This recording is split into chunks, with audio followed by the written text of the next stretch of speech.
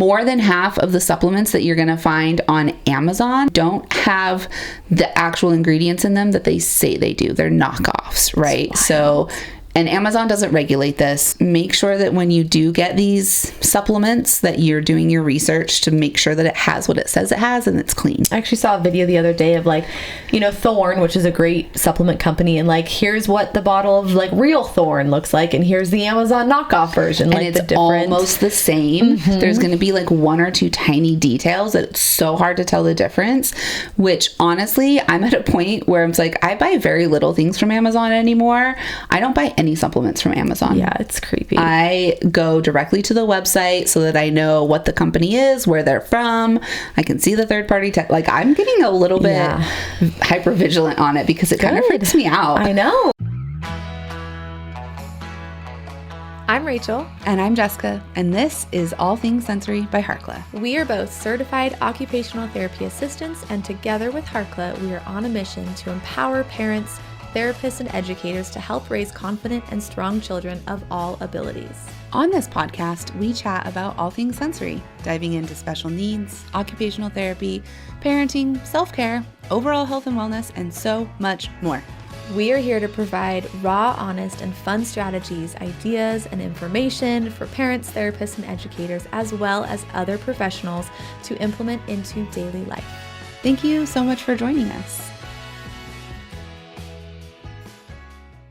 Hey there, welcome to All Things Sensory by Harkla. We're so happy to have you here today. I'm Rachel. And I'm Jessica. And today we have a fun, interactive... This is a unique episode. This is a unique episode. I don't think we've talked about this much. I think we've had an interview where we've talked a little bit about it, but not just like our own podcast episode. So we're talking about supplements today, and can supplements help kiddos and adults with sensory processing disorder? And in the research that we did for this podcast episode, I came across this really unique article, and we thought it would be interesting to do kind of an article review type podcast where we're not necessarily just going to share our thoughts on this and our information. It's more of like, let's talk about what the research is saying and what this article says. So it's kind of more of like a literature review episode. Sure. Yeah. But we also just have to disclaimer and say, talk with your doctor, talk with your child's doctor before implementing any changes if you do in their dietary routine or supplements. Taking supplements. Do your research, do your own research. And we'll link this episode or this article as well, so that way you can review it. If you're a visual learner, you can review it as well. Yes. First, we have to talk about sensory processing disorder, what it is, in case you're new to the sensory processing world. So we all have a sensory system. We all process sensory information constantly throughout the day, 24/7, and even when we are sleeping, our sensory systems are working. So we have 8 main sensory systems, the 5 that we all learned at elementary school: vision, smell, taste, sound, and touch. I almost said vision twice. But then we have 3 hidden senses: our proprioceptive system, our vestibular system, and our interoceptive system.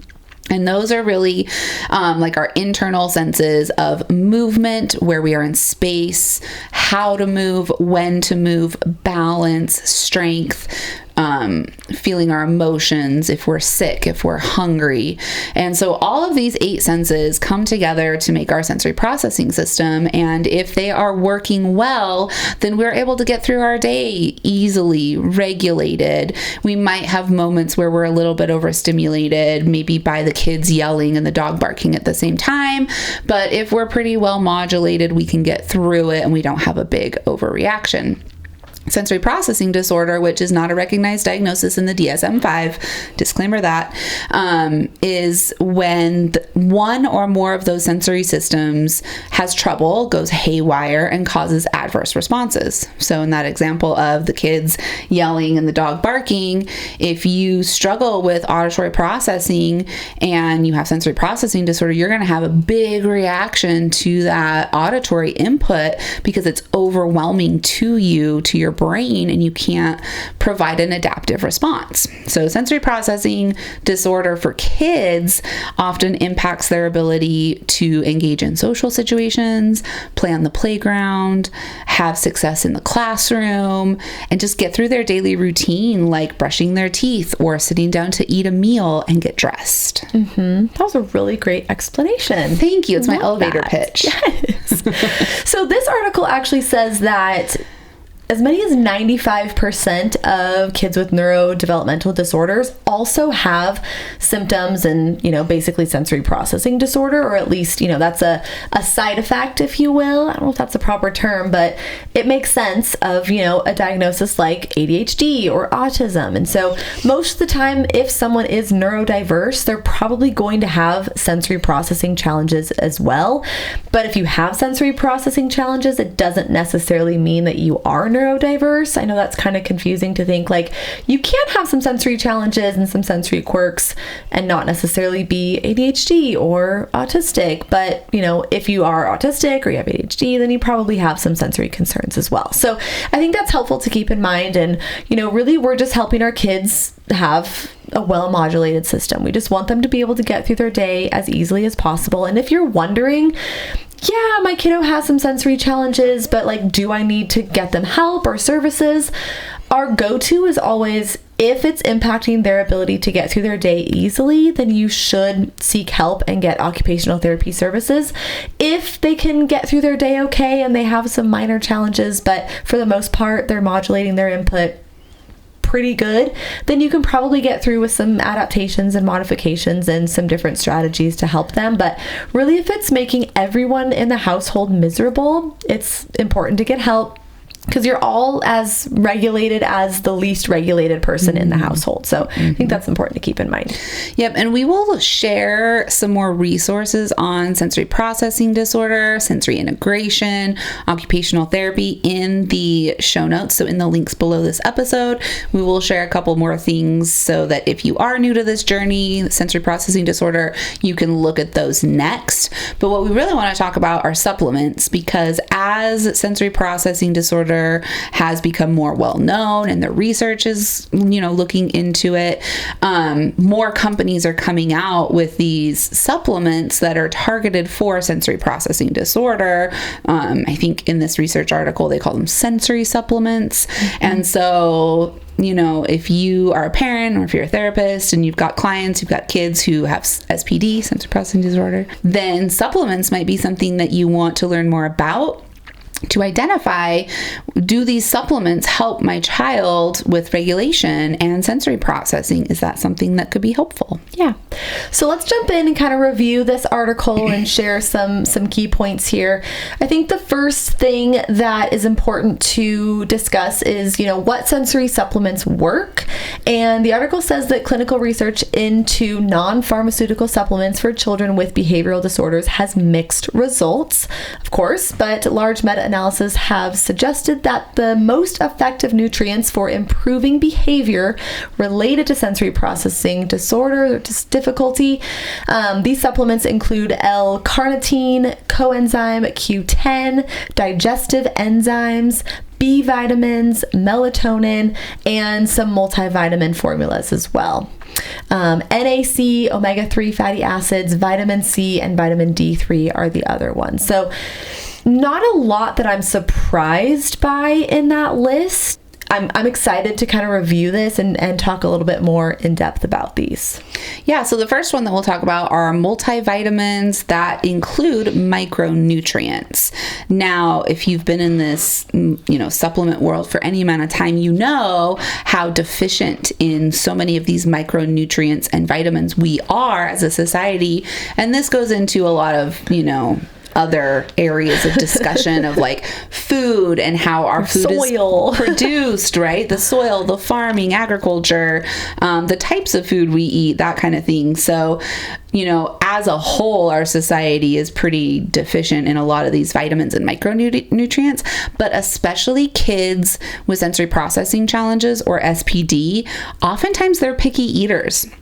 and they have a very limited food rapport, and the food that they do eat, their safe foods, are often highly processed, which means that they're not getting these micronutrients or these vitamins that are really essential for their body to regulate. So a really good multivitamin, I think, is probably essential for everyone, no matter what. That's my personal opinion. Disclaimer, I'm not responsible for anything, but that's my opinion. I take a multivitamin. My son takes a multivitamin. And, doing your research to find ones that, have clean ingredients, have third-party testing.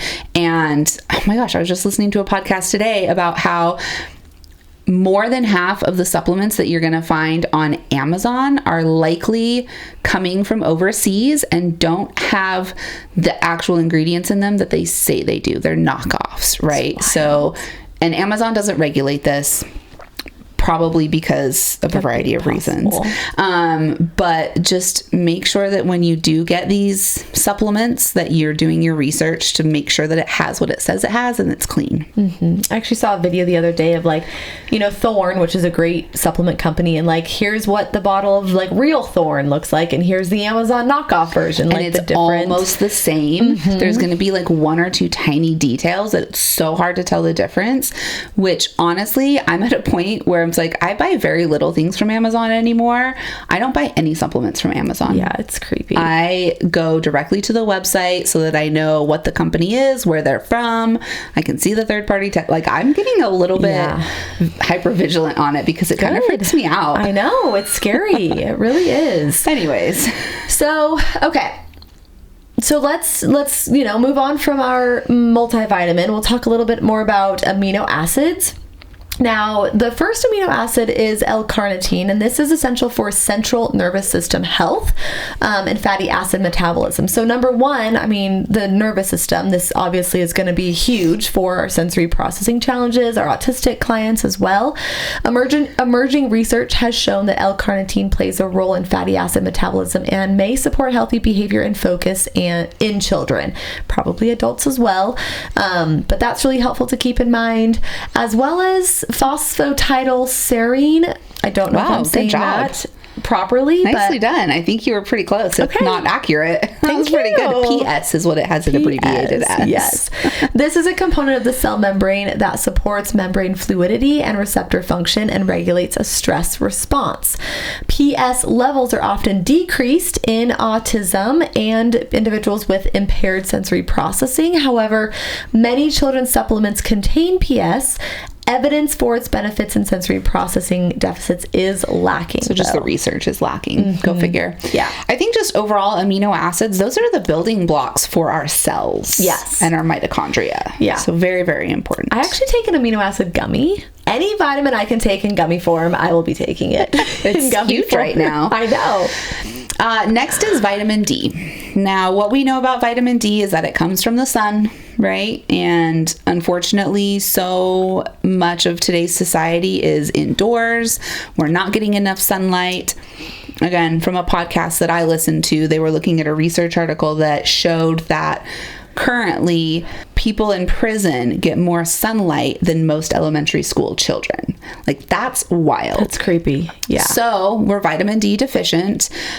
Keep in mind that, again, this is going to be research. You need to pair vitamin D with a fat in order to get it to absorb into your system, into your body, and have positive effects. So vitamin D can have a pretty big impact on inflammation, depression, dopamine, growth factors, serotonin, those feel-good transmitters. So if you have a kid with sensory processing disorder and they're really low affect, low arousal level, maybe they don't feel good very often, we want to look at their vitamin D levels. A 2020 meta-analysis found that vitamin D supports neurological health, may assist with maintaining calm behavior in children, but keeping in mind that combinations of vitamin D with omega-3 fats have been shown to improve social and behavioral outcomes. I take a vitamin D3 or DK3 supplement. It's either K2 or K3. I take a liquid. Yeah, mine's a little dropper, and I add it to my greens drink, my multivitamin greens drink. You should just put it right under your tongue.